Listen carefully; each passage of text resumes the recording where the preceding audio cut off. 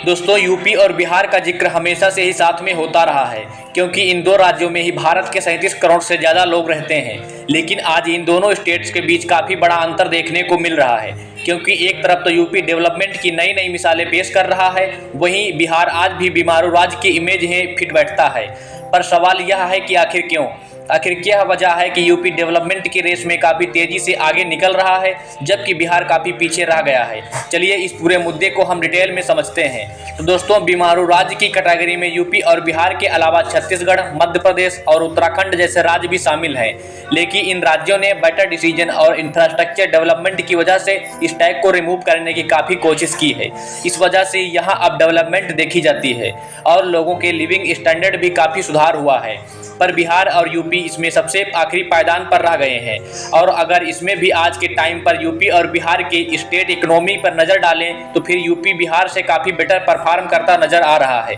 फिलहाल UP India का second largest economy वाला स्टेट है, जिसका देश की टोटल जीडीपी में 9.2% का शेयर रहता है। इस साल प्रेजेंट किए गए यूपी स्टेट बजट के अकॉर्डिंग यूपी की जीडीपी 24.3 लाख करोड़ रुपए को भी पार कर चुकी है, जो कि 2016-17 में सिर्फ 13 लाख करोड़ रुपए थी।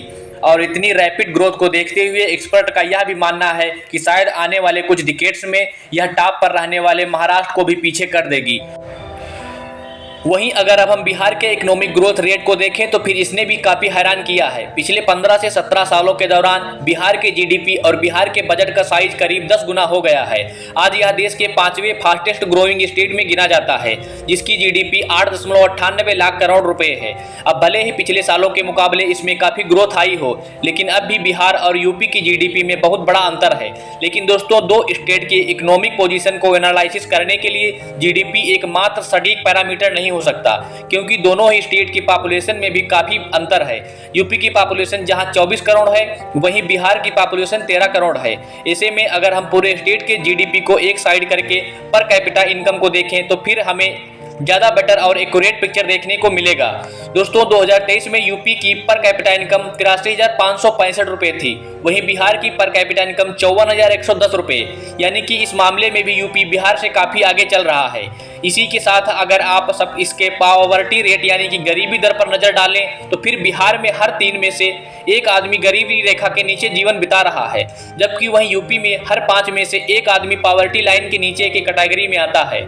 यूपी में जहां 26.35% पॉपुलेशन गरीब है, वहीं बिहार में यह परसेंटेज 36.95 तक पहुंच गई है, यानी कि यहां दोनों स्टेट के बीच लगभग 10% का फैसला है, जिसे कि हम कम तो बिल्कुल भी नहीं कह सकते। इसके अलावा स्टेट के अर्बनाइजेशन यानी कि शहरीकरण का भी उनके इकोनॉमिक ग्रोथ में काफ़ी बड़ा कंट्रीब्यूशन रहता है। इसी में अगर हम दोनों राज्यों के अर्बनाइजेशन पर एक नज़र डालें तो 2011 की जनगणना के अकॉर्डिंग बिहार की शहरी जनसंख्या 11.8 मिलियन थी, जबकि वहीं यूपी की 2011 में ही 22.28% पॉपुलेशन अर्बन एरिया में रह रही थी, और यह डिफरेंस भी 2 गुना का है। अब दोस्तों, जब हम इन सभी पैरामीटर की चर्चा कर ही रहे हैं तो भला इकोनॉमिक ग्रोथ में मोस्ट इंपॉर्टेंट पिलर का रोल निभाने वाले लिटरेसी को हम कैसे भूल सकते हैं। लेकिन अनफॉर्चुनेटली इसमें भी बिहार यूपी से लगभग 6% तक डाउन चला गया है, क्योंकि जहां यूपी का लिटरेसी 67.7% है, वहीं बिहार का 61.8%। और अगर हम दोनों देश की पब्लिक इमेज को भी देखें तो जहां बिहार आए दिन हो रहे दंगों से चर्चित में रहता है, वहीं यूपी में होने वाले डेवलपमेंट और नए नए इनिशियल अखबारों की हेडलाइन बनते दिखाई पड़ते हैं। हालांकि अब ऐसा भी नहीं है कि इस मामले में यूपी बहुत आगे है, लेकिन बिहार के मुकाबले इसे बेटर माना जा सकता है। तो दोस्तों, अब हम अपने इस मेन सवाल पे आते हैं कि आखिर वो कौन से ऐसे रीजन हैं जिनके चलते बिहार पिछड़ता जा रहा है और यूपी डेवलपमेंट की रेस में आगे निकलता जा रहा है। राज्य सरकारों का कार्यकाल। तो दोस्तों, कुछ एक्सपर्ट का मानना है कि इन दोनों स्टेट्स की आज भी जो पोजीशन है उसका जिम्मेदार यहाँ की गवर्नमेंट का कार्यकाल है। एक तरफ अगर हम देखें तो बिहार के मुख्यमंत्री की कुर्सी पर लगभग 18 साल से नीतीश कुमार ही विराजमान हैं। वहीं यूपी में हमेशा मुख्यमंत्री बदलते रहते हैं, कभी मायावती, कभी अखिलेश यादव और फिलहाल योगी आदित्यनाथ। हाई कंपटीशन की वजह से यूपी में जो भी मुख्यमंत्री रहा उसने अपने अकॉर्डिंग फैसले लिए और यूपी के डेवलपमेंट में अपना योगदान दिया। और ऐसा भी नहीं कि सेम गवर्नमेंट की वजह से बिहार ने डेवलपमेंट देखी, बल्कि उसने ही पैरामीटर के पहले मुकाबले काफ़ी सुधार की है। लेकिन दिक्कत ये है कि इतना काफ़ी नहीं है।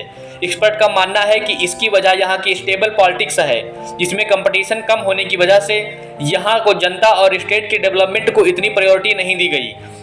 जितना कि बिहार को सच में ज़रूरत है। बिहार को पीछे होने का एक और बड़ा रीज़न है यहाँ हर साल आने वाली बाढ़, क्योंकि यहाँ की करीब 76% आबादी हमेशा बाढ़ की चपेट में रहती है। बिहार में नेपाल से आने वाली नदियाँ, जिनका ओरिजिनल हिमालय की वादियों में होता है, ढलान की वजह से उनका पानी तेज रफ्तार से बिहार में आ जाता है, जिसके चलते यहाँ के 38 में से 28 जिले हर साल बाढ़ की तबाही झेलते हैं। कोसी, गंडक, बागमती, कमला बलान, गंगा, गोडक गंडक, सरयू, बागमती, फाल्गुनिया, ये वो नदियां हैं जो बिहार में जितनी खुशियां नहीं लाती, उससे ज्यादा हर साल तबाही का कारण बन जाती हैं। एक तरफ तो यह नदियां खेतों को फर्टाइल बनाती हैं, जिसकी वजह से बिहार एक कृषि प्रधान राज्य बन सका, लेकिन यही नदियां हर साल एग्रीकल्चर लैंड को बर्बाद कर देती हैं। फ्लड की वजह से हजारों लोगों की जान चली जाती है, बड़ी मात्रा में लोगों के घर और फसलें बर्बाद हो जाती हैं, और यहाँ के साथ ही इंफ्रास्ट्रक्चर और डेवलपमेंट को भी भारी नुकसान पहुंचता है। साथ ही करोड़ों अरबों के रुपए की पब्लिक और प्राइवेट प्रॉपर्टी भी डैमेज हो जाती है।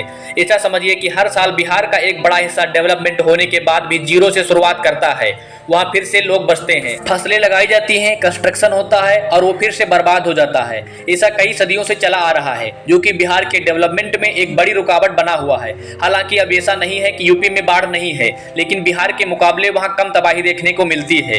अब इस बात से हम इनकार नहीं कर सकते कि पिछले कुछ सालों से बिहार ने बहुत तेजी से डेवलपमेंट किया है, लेकिन यह डेवलपमेंट सिर्फ कुछ ही शहरों तक सीमित है।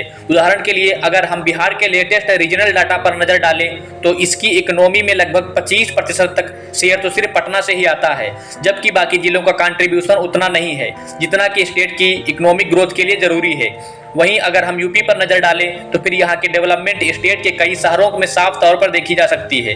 हालांकि आप भले ही नोएडा इसमें सबसे आगे है और इसका यूपी की इकोनॉमी में मेजर कंट्रीब्यूशन है, लेकिन इसके अलावा भी कई सारे ऐसे शहर हैं जिनका यूपी की इकोनॉमी में बहुत बड़ा शेयर है, जैसे कि राजधानी लखनऊ, वाराणसी, गोरखपुर, आगरा, मथुरा, मेरठ और गाजियाबाद समेत कई ऐसे शहर हैं जो कि अच्छा परफॉर्म कर रहे हैं और वहां पहले के मुकाबले इंडस्ट्रियलिज्म को भी काफी बढ़ावा मिला है। ऐसे में यूपी की डेवलपमेंट सिर्फ एक दो शहरों तक सीमित न रहकर पूरे स्टेट में इंक्रीज हो रही है। इस चीज में बिहार काफी पीछे रह गया है। अब दोस्तों देखा जाए तो लगभग हर स्टेट के पास कुछ न कुछ नेचुरल एडवांटेज मौजूद होता है और बिहार के पास था यहाँ की उपजाऊ जमीन और मिनरल रिसोर्सेज। यही वजह थी कि अंग्रेजों ने यहाँ कई सारे इंडस्ट्रीज लगाई थी और बिहार ट्रेड में भी काफी पॉपुलर हो गया था, जहाँ से पूरी दुनिया भर में ही चीजों को एक्सपोर्ट किया जाता था। इन्हीं रीजन की वजह से आज़ादी के बाद जहाँ देश में इंडस्ट्रियलिज्म लगभग ना के बराबर था, वहीं बिहार एक इंडस्ट्रियलिज स्पॉट बना हुआ था। यहाँ भरपूर मात्रा में वैल्यूएबल मिनरल्स होने की वजह से कंपनी माइंस के करीब से ही सेटअप होना चाहती थी, ताकि उन्हें रॉ मटेरियल्स या फिर मिनरल्स के ट्रांसपोर्टेशन के लिए बहुत ज़्यादा पैसे और टाइम को खर्च ना करना पड़े। इसका इम्पैक्ट यह हुआ कि देश के उन जगहों पर डेवलपमेंट रुकता गया जहां पर यह एडवांटेज मौजूद नहीं थे। इसी को देखते हुए उस टाइम के प्राइम मिनिस्टर जवाहरलाल नेहरू ने 1952 में फेड इक्वलाइजेशन पॉलिसी लेकर आए, जिसके तहत उन खर्चों पर सब्सिडी मिलने लगी जो कि माल ढोने पर होता था। ऐसे में जब दूसरे स्टेट में भी रॉ मिनरल सस्ते मिलने लगे तो फिर कंपनी उन जगहों पर शिफ्ट होने लगी जहां पर पोर्ट मौजूद थे, ताकि उसके जरिए दूसरे देशों में भी डेट किया जा सके। इस तरह गवर्नमेंट की इस पॉलिसी से बिहार ने डेवलपमेंट की कमर तोड़ दी, जिसके बाद से लोग एग्रीकल्चर पर बहुत ज़्यादा डिपेंडेंट होने लगे और इस ओवर डिपेंडेंसी की वजह से इंफ्रास्ट्रक्चर को स्पीड स्लो हो गई। और जब सरकार ने यहाँ इंडस्ट्री सेटअप करने की कोशिश की तो किसानों से ज़मीन खाली करवाना बहुत ही कॉम्प्लिकेटेड टास्क बन गया। कई बार तो कंपनी को कई सारे सालों तक इंतजार करना पड़ा, लेकिन लैंड ना मिलने की वजह से उनका प्रोजेक्ट कभी आगे बढ़ ही नहीं पाया। यूपी में इंडस्ट्रियलिज्म की शुरुआत तो 1960 से ही हो चुकी थी। कानपुर, मेरठ, आगरा, प्रयागराज और गोरखपुर जैसे कई शहरों में उसी समय से ही इंडस्ट्रियलिज्म की स्पीड पकड़ ली थी। हालांकि बिहार की तरह ही यूपी में भी खराब लॉ एंड ऑर्डर की वजह से यह स्पीड इतनी ज़्यादा तेज नहीं थी कि इसको बीमारू राज्य की श्रेणी से बाहर निकाला जा सके। अब आज से हजारों साल पहले एजुकेशन हब के नाम से फेमस बिहार में दुनिया के हर कोने से पढ़ने के लिए स्टूडेंट आया करते थे, लेकिन आज यह स्टेट खुद को इस सेक्टर में भी प्रमोट करने से काफ़ी पीछे रह गया। इसके बड़े बड़े नामी ग्रामीण इंस्टीट्यूट पटना के अलावा एक दो शहरों तक ही सीमित रह गए हैं और बड़ी संख्या में कॉलेज या यूनिवर्सिटीज के मौजूद न होने की वजह से यहाँ के लाखों स्टूडेंट दूसरे स्टेट में जाकर पढ़ाई करने को मजबूर हैं, जबकि वहीं यूपी में Aligarh Muslim university, BHU, IIT Kanpur, Lucknow university, Agra की डॉक्टर भीम अम्बेडकर यूनिवर्सिटी और IIM लखनऊ जैसे कई सारे फेमस इंस्टीट्यूट हैं। यहाँ पढ़ने के लिए न सिर्फ देश के कोने कोने से स्टूडेंट आते हैं, बल्कि विदेश से आने वाले स्टूडेंटों की संख्या काफ़ी ज़्यादा है। यही वजह है कि एजुकेशनल इंस्टीट्यूट के मामले में भी यूपी बिहार से काफ़ी आगे है, जो कि यूपी की इकोनॉमिक ग्रोथ में एक मेजर रोल निभाता है। अब दोस्तों, एक और चीज़ जिसमें बिहार यूपी से काफ़ी पीछे रह गया है और वह यहाँ की कानून व्यवस्था। बिहार के लॉ एंड ऑर्डर की स्थिति हमेशा चिंताजनक रही है, जिससे पूरा डेवलपमेंट प्रभावित हो रहा है। बिहार में इंडस्ट्रीज की ना होने के जिम्मेदार हम अकेले फेड एंड इक्वलाइजेशन पॉलिसी को नहीं ठहरा सकते, बल्कि इसमें बिहार का लॉ एंड ऑर्डर भी बहुत जिम्मेदार रहा है। यहाँ बढ़ती रंगदारी और गुंडागर्दी की वजह से कोई भी कंपनी अपनी इंडस्ट्री सेटअप नहीं करना चाहती। यहाँ तक कि वो इंडस्ट्री जो कई सालों से बिहार में थी, उन पर भी ताला लगने लगा है। हालांकि नई इंडस्ट्री लगाने के बिहार सरकार ने कंपनीज को सब्सिडी देने का भी वादा किया है, लेकिन खराब कानून व्यवस्था की वजह से कोई भी बिहार का रुख नहीं करना चाहता, क्योंकि यहाँ जबरन वसूली या गुंडागर्दी की खबरें हमेशा अखबारों में आती रहती हैं। इस तरह से पुराने इंडस्ट्री को बंद होने, नए इंडस्ट्री के न आने से रोजगार की कमी बढ़ती जा रही है। इसके चलते न सिर्फ यह स्टेट पिछड़ रहा है, बल्कि लोगों का लिविंग स्टैंडर्ड भी गिर रहा है। वहीं अगर हम बात करें यूपी की, तो यहाँ लॉ एंड ऑर्डर भी कुछ दशकों से पहले बिहार के जैसा ही था, मगर अब यहाँ सरकार कानून व्यवस्था को लेकर बेहद सख्त रवैया अपनाती है। कई बार खबरें भी देखने को मिलती हैं, अपराधियों को संपत्ति पर बुलडोजर चला दिया गया, उन्हें गिरफ्तार कर लिया गया या फिर उनकी तलाश में टीम गठित की गई। इन सभी वजह से यूपी की कानून व्यवस्था में साफ तौर पर सुधार देखने को मिला है, जिससे कि राज्य की अच्छी छवि बनी है और इन्वेस्टमेंट का स्कोर भी बढ़ा है। पर कई सारी नई नई इंडस्ट्रीज सेटअप की गई हैं। साथ ही कई देश के बड़े बड़े इंडस्ट्रियलिस्ट भी इंटरेस्ट दिखा रहे हैं। अब दोस्तों, यूपी और बिहार न सिर्फ देश के सबसे गरीब राज्य हैं, बल्कि GDP पर कैपिटा के मामले में भी यह दोनों लास्ट पोजीशन पर ही आते हैं। यह दोनों स्टेट डेंसली पॉपुलेटेड हैं, जिनकी जनसंख्या 37 करोड़ से भी ज़्यादा है। ऐसे में इन स्टेट्स के पीछे होने का एक सीधा असर भारत की 1/4 पॉपुलेशन पर पड़ता है। इसलिए अगर देश को डेवलप करना है तो इन राज्यों के डेवलप पर ध्यान देना होगा, ताकि हमारा पूरा देश इवनली ग्रोथ कर सके।